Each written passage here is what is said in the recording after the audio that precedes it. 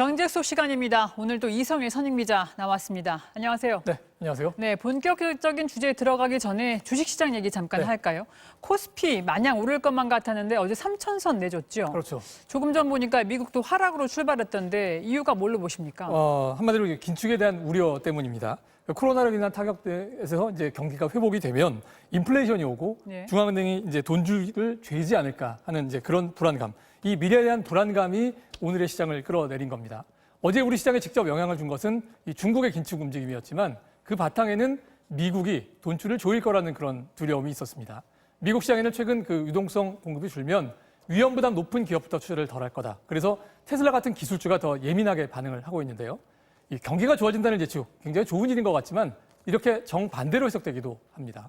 주식시장 오르내리락하는 일, 이제 당분간 반복될 가능성이 높은데 말씀하신 미국 시장은 또 오늘 후반부는 또 굉장히 올라서 오르고 있더라고요. 네, 이제 오늘 주제 시작해 보죠. 금융시장의 가장 큰 이슈, 비트코인 얘기죠. 그렇죠. 이것도 끝없이 오를 것 같더니 이번 주는 또 급락했고요. 이 오르고 내리는 폭이 어마어마해요. 하루에 $10,000, 뭐 20%가 이제 오락가락하는 거니까요.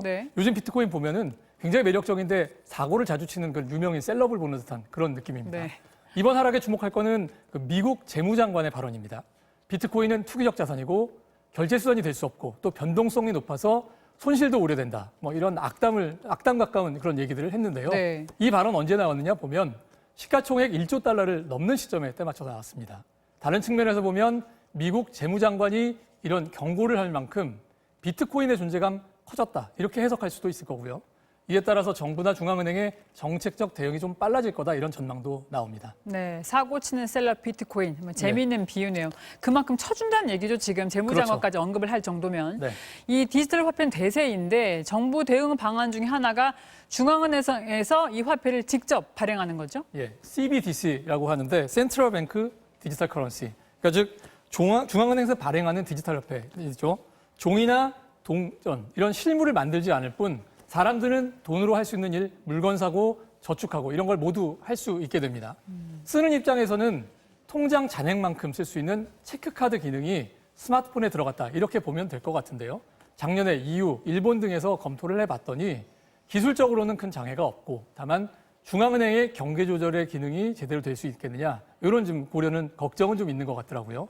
결국 종이돈, 동전, 지갑 같은 거 다 없애고 디지털 화폐만 남기는 뭐 이런 전면적인 디지털화는 어려워도 일상에서 소액 결제부터 시작하는 데는 큰 문제 없을 것이다. 이런 결론을 내렸다고 봐도 될 것 같습니다. 네, 말씀 들어보면 이 디지털 화폐가 생각보다 일찍 등장할 수도 있겠네요. 우리 중국 베이징 특파원이 이 화폐 소식 전해온 적이 있는데 가장 진도가 빠른 나라가 중국이라면서요? 맞습니다. 중국은 내년 베이징 동계올림픽 때 이걸 선보이고 싶은 그런 욕심이 좀 있는 것 같습니다. 지방도시 몇 곳에서 시범 사업을 하다가 올해 춘절 때 드디어 베이징에서 썼는데 써봤더니 굉장히 편하더라고 그런 얘기를 하더라고요. 중국이 선두로 나간 이유 궁금할 텐데 이 알리페이 같은 중국의 빅테크 기업들이 이미 간편 결제 시장을 굉장히 키웠고요. 이들을 통제할 수 없다는 정부의 불안감이 굉장히 한몫을 하는 것 같습니다. 중앙은행이 통제하는 디지털 화폐를 써야 시중의 돈 움직임 모두 추적을 할 수 있을 거고요. 그렇죠. 더 심각한 이유는요. 위안화를 달러로 대신하는 국제통화로 키우고 싶은 그런 야심이 있을 겁니다. 그 덩치 큰 중국도 무역을 할 때는 되게 달러로 이제 거래를 하는데 특히 이제 석유 거래는 더 그렇고요. 이 시스템은 미국 영향력 아래에 있어서요. 우리가 이제 겪었듯이 이란처럼 제재를 한번 받으면 이 석유 팔고 받은 돈도 마음대로 움직이지 못합니다. 미국의 척진 나라들로서는 굉장히 입장이 곤란해질 수밖에 없죠. 중국 입장에서 앞으로 미국과 갈등을 피할 수 없다면 언젠가는 이런 시스템 위안화로 구축하고 싶다 이런 생각을 할 텐데요. 이때 아마 디지털 화폐가 큰 도움이 될 거라는 그런 계산까지 하고 있는 것 같습니다. 네, 소액 결제로 시작은 하지만 아주 큰 그림을 그리고 있는 건데요. 그렇죠. 네, 오늘도 말씀 잘 들었습니다. 고맙습니다. 네, 감사합니다.